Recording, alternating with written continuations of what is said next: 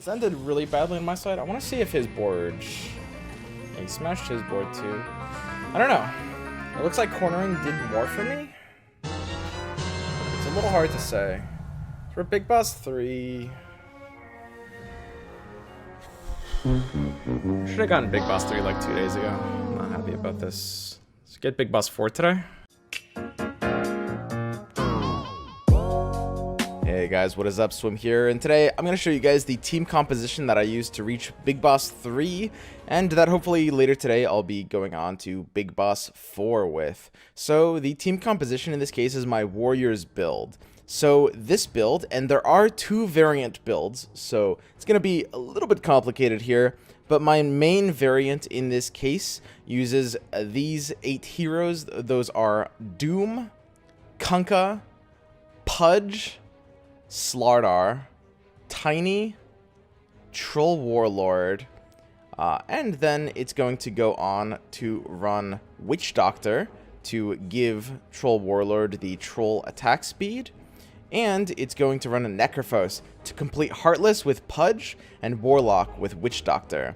That is typically my main build that I prefer to go when I'm in Warriors, but sometimes if I have a lot of Tusks, it's looking like I'm going to get a Tusk level 3, or perhaps if I pick up the Savage perk, Tooth and Claw, I'll go into the Beast variant instead, or Savage variant, which in this case will use Tusk and Lycan instead of Tiny and probably Slardar in that slot. Although Slardar is still flexible if you need scaled. So the Tiny Slardar version is better if your Tiny is looking like he's going to level 3, or you're going to need the scale tag to either pair against mages with something you get later, like a Medusa, Tidehunter, or Slark. Even Slark is totally fine to do that with. Or if you end up with the Retaliate item. Retaliate is an extremely powerful item, and you can use it with Slardar as a kind of like solo main tank, ideally paired with something like a Vanguard or a Chainmail to kind of top you off. So that is basically the build.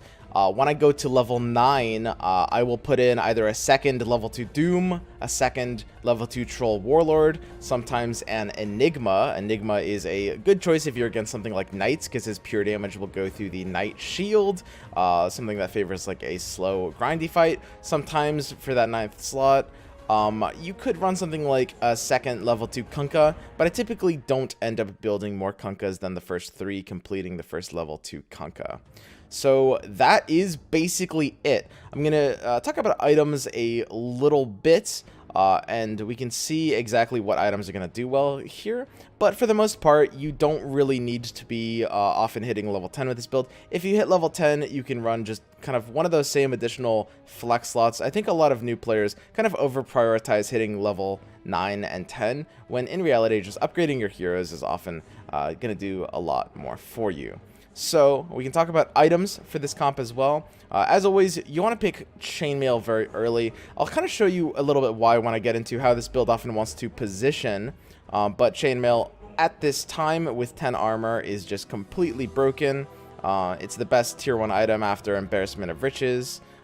So it's not really fair. Mask of Madness is going to do pretty well for this build. It's not actually an amazing Mask of Madness build despite having Troll Warlord. One of the most important things to understand about Troll Warlord is that you don't actually want to give him attack speed as much as you want to give him attack damage. A lot of players look at Fervor and feel like you want to give him attack speed, you know, you'll buy a Moonshard on him. In reality, attack damage is going to do a lot more for him. You really want to give him something like a Daedalus or a Skull Basher is going to do very well. So Mask of Madness will work for this build. I often scoop it up. However, it's not as good as it is on something like Assassins or something like Hunters. Fall from Grace is, as always, very, very good, and if you take Fall from Grace, you need to be playing the Beast version with Lycan, because Lycan and Kunkka, as 2 humans, will complete Heartless level 2, and that's very, very powerful. This is a great build to go if you get Fall from Grace early on. I mean, if you happen to get this in the first 3 packs, this is one of like the 2 builds in the game that I'm ready to just like snap off and go for it. Unstoppable, as always, is really good. If you're in the 6 warrior comp, this is going to do a lot of work for you. I will say something like Silver Lining won't do as much. The idea is you don't often want to lose streak with warriors. Part of warriors' strength is they have the ability to fight for the early rounds and win streak, because the 3 warrior tier is actually very powerful. Usually with something like assassins, as you remembered in my old assassin video that you might have seen, the 3 tier is terrible and the 6 tier is super good. This one's quite the opposite. The 3 tier is very good and the 6 tier is pretty good, but it's not like super necessary. You do want to get this 6 warriors online as soon as possible, and hopefully a win streak will help you get there. Sometimes I do end up taking Tooth and Claw. Even with just Tusk and Lycan, it's actually a pretty good item. But as always, Smuggler and Fall from Grace are basically just auto picks in tier 2. This item is extremely good in any build.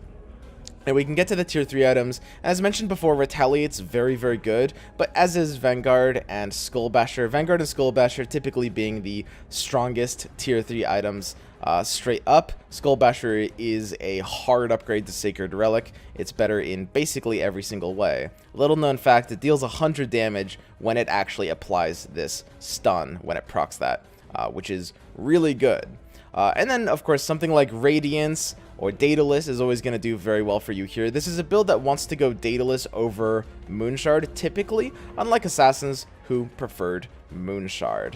So in terms of formation, you're going to want something a little bit like this. We want our Troll to have the damage item here. The Brooch of the Aggressor, to give a bit of mana gain, can go on Kunkka, so that Kunkka can charge up his boat faster. And then we can have our kind of secondary tank item go on Doom, in this case, just because Doom likes the idea of surviving long into a fight. He's kind of our secondary DPS, so we can watch this fight play out here. But this is sort of the positioning I'd recommend. You want a main tank up in front, usually Pudge with a Vanguard or Chainmail. Now, if you don't have a Vanguard or Chainmail, you probably shouldn't have a hero up in front like this, but that's why these items are so good. So you have your main tank that's just going to tank everything. This can be a 3-star as well. Let's go ahead and see how this positioning plays out in a fight. So as we can see, our Pudge is tanking everything. It will take a ton of fire. Now, Vanguard is an extremely powerful item. It blocks, like, on average, something like 30 to 35 damage per attack, which is really, really good.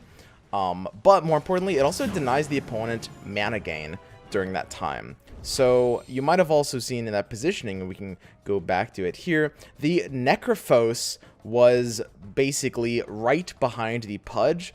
This is pretty important because Necrophos is a hero that wants to be as close to combat as possible due to the range, the limited range of his skill, but he's a ranged unit, so he won't step up on his own. So he wants to be right behind the tank so that he can get good AoE range as close to the center of the board as possible with his Death Pulse.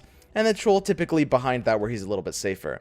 Now, if there are assassins in the game, what you want to do is have one or two of your tanky warriors, like Slardar or Tiny, even one step back from where they are in this formation, so that the assassins will jump on them instead of something valuable like a Troll Warlord or a Doom. And that's basically it. As I mentioned, if you get a 9th hero, slap in a 2nd level 2 Doom, a 2nd level 2 Troll, a 2nd level 2 whatever, or just something that's just high value, like a level 2 Enigma. I wouldn't typically overextend for a lot of the, like, 2-star 5 costs. Stuff like Techies will do okay for you, especially if you have Fall from Grace, because Techies bomb is physical damage in this game. But it can work for you in a pinch in that scenario. And that is basically it. That is the build. And like I said, this is one of the strongest builds in the game. I would put this in top 5 compositions right now, which I would rank as the Assassin's comp, which I showed. Well, these aren't rankings, but my top 5 comps in no particular order are the Assassin's comp I showed you guys last week, plus this warrior guide I showed you right now. 6 hunters plus 3 warriors does extremely well. Mages, as always, like 6 mages is, obviously in the top. And then, of course, knights, some variant of knights trolls, which I'm not sure. I'd have to tinker around a little bit more with this. Anyway, next up, you guys are going to see my hunter comp guide. And that one's going to also be very powerful. So I'll see you guys in the next one.